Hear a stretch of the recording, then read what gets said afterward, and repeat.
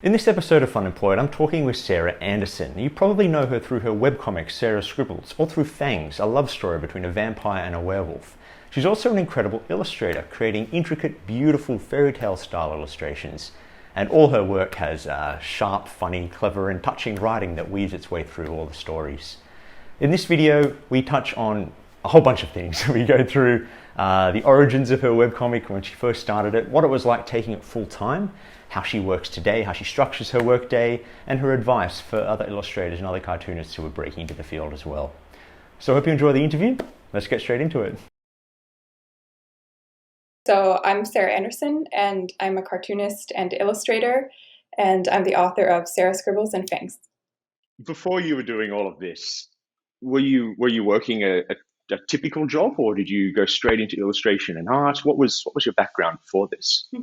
So I went to school for illustration at MICA, the Maryland Institute College of Art, and I started my webcomic Sarah Scribbles while I was there. So when I graduated, I already had like a little bit of a footing, but I did work food service jobs like all through college, and then I think like a year out of school, I was a barista.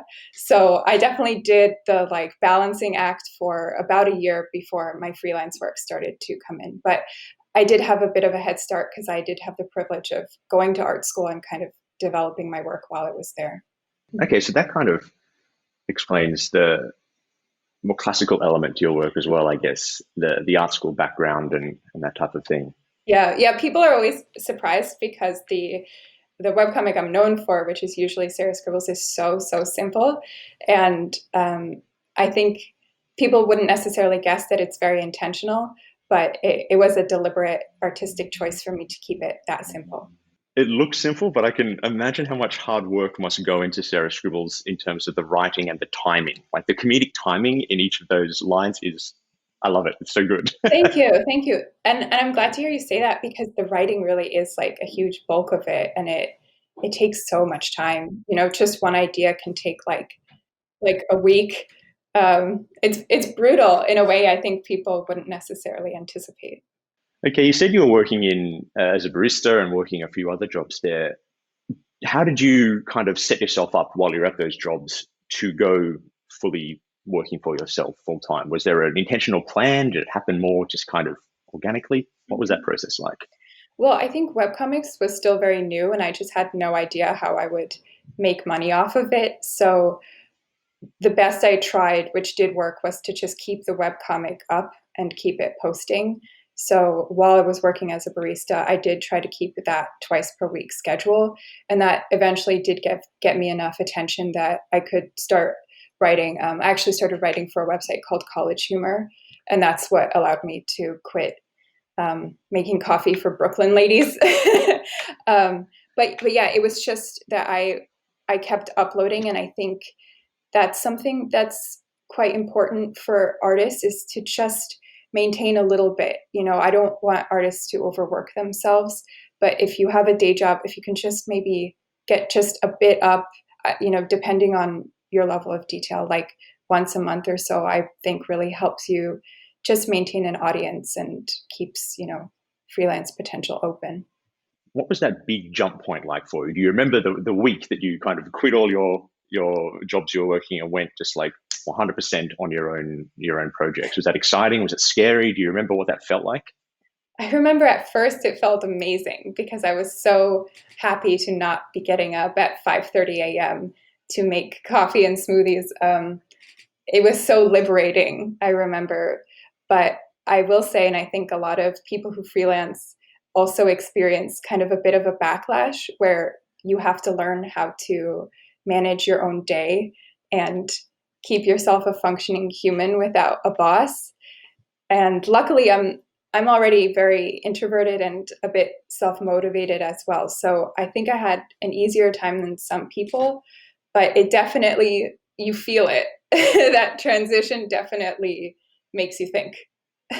Well, that actually ties in very nicely to the next question. How did you learn everything you needed to know for the business you run now? Like, all the marketing and social media work you need to do, or working with book publishers or there's so much that goes into everything you do. Did you pick that up as you went along, or did you yeah, how did you learn it all? Um, I mean, I was so young. I think I was 22, and I really kind of just tried my best. I will say I think going to art school did prepare me in some ways to be able to bare minimum meet deadlines. And I mean, meeting deadlines is really what a lot of it's about. When it came to like book publishing and stuff, I had no idea, and I just tried to do my best. It's a very chaotic time, and it's hard to kind of give any blanket statements because everyone's career is so different and it constantly changes with the internet. What's the best thing about working for yourself and being self-employed? What do you enjoy the most? I think, well, we began this phone call by me saying that I'm a night owl. And honestly, just being able to work around some of my basic needs that haven't always fit societies, like, yeah, like being a night owl. And I like to work kind of off and on throughout the day instead of giving it, big chunks of time. I like to kind of sketch and then take a break and then get coffee and then sketch again.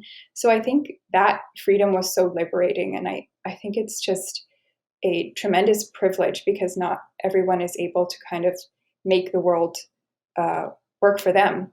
But I was able to. So now, I can go to bed whenever I want, and it's great.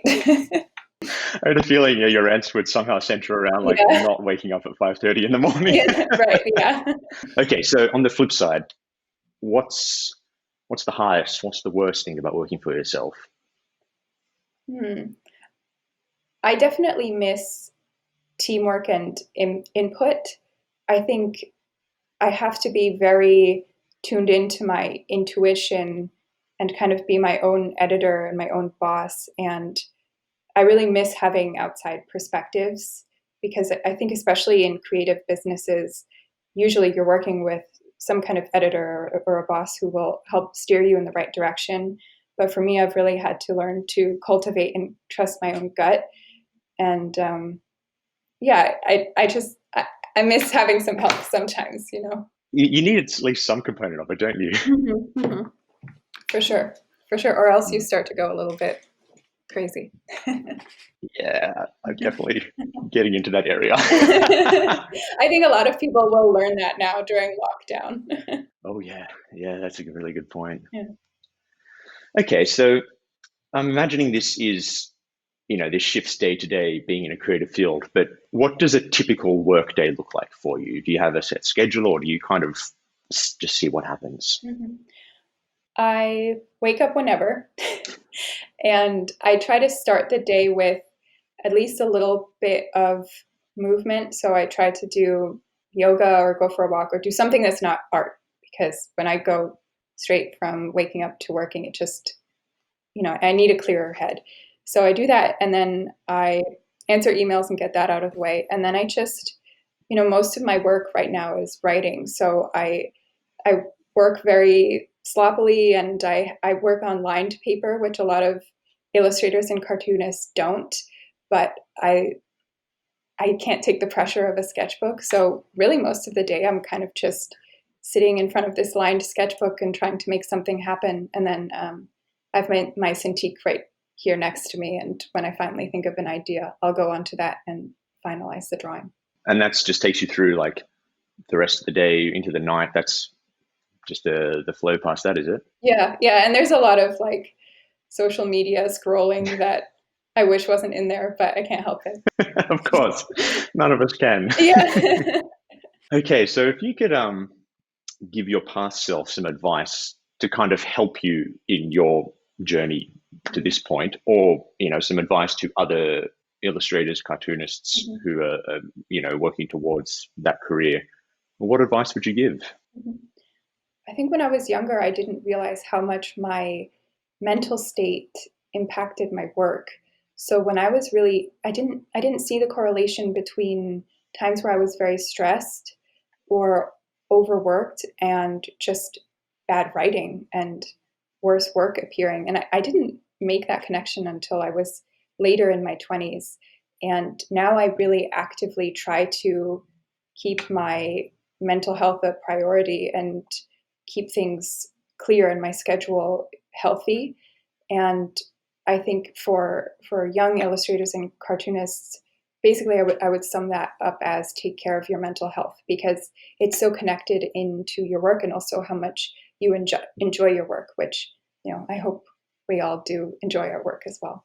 Gee, I think that's the best answer I've heard to that question from anyone I've asked. That's Thank you.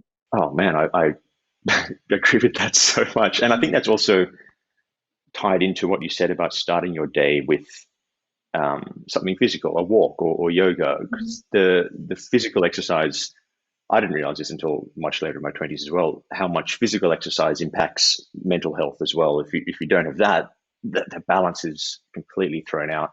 And like you said, it then flows on to everything, creative work, writing, absolutely everything. Yeah, totally.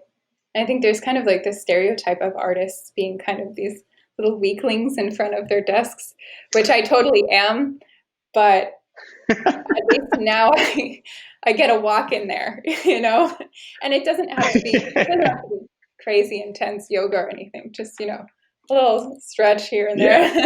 Do you have any resources you could recommend that have helped you in your career so far? Any, books, blogs, podcasts, anything that gave you some inspiration or some information that really helped you could recommend to others? Yeah, I don't think I have a great answer for that question, except that I think it's very important that illustrators and cartoonists connect with other illustrators and cartoonists. So I think using social media to discover a lot of artists is very useful. And I think your taste is so key. Like, a lot of artists think just drawing skill is involved, but it's also the things you see and the things you know.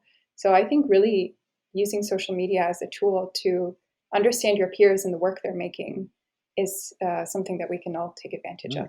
What's next for you? What are you working on at the moment? Are there any goals you can share, or anything you want to tease, or is it all under wraps for now? Oh, I do have stuff. So I'm finishing Sarah Scribble's book 4. I should be done with that in February, so it will come out in 2021.